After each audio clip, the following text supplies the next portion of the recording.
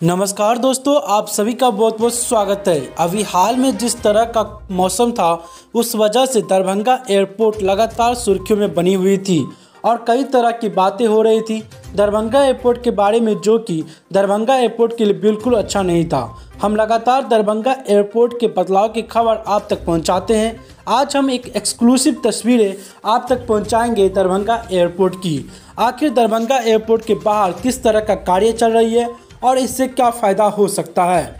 लगातार दरभंगा एयरपोर्ट से ऐसी खबरें आ रही थी कि दरभंगा एयरपोर्ट के चार दीवारी को ऊंचा किया जाएगा, आईलेस सिस्टम लगाया जाएगा और भी कई तरह के कार्य किए जाएंगे।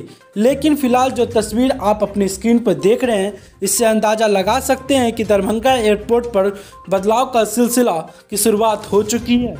वही हम आपको बता दें, अगर पिछले 2 दिनों के रिकॉर्ड को देखें तो वापस से दरभंगा एयरपोर्ट पटरी पर आ चुका है और यात्रियों की संख्या भी बढ़ती जा रही है, जिससे कल के दिन यात्रियों की संख्या 2000 के ऊपर थी और फ्लाइट की संख्या में भी बढ़ोतरी हुई है। लेकिन अभी भी दरभंगा एयरपोर्ट कई तरह की समस्या से जूझ रही है और यात्रियों को सुविधा की ज़रूरत भी है। तो दोस्तों, देखने वाली बात होगी कि दरभंगा एयरपोर्ट आने वाले भविष्य में यात्रियों को क्या क्या सुविधा दे सकती है, जिससे मिथिलांचल का नाम देश के विभिन्न कोनों तक फैले और लोग कहे दरभंगा एयरपोर्ट वाकई में एक अच्छा और बेहतरीन एयरपोर्ट है।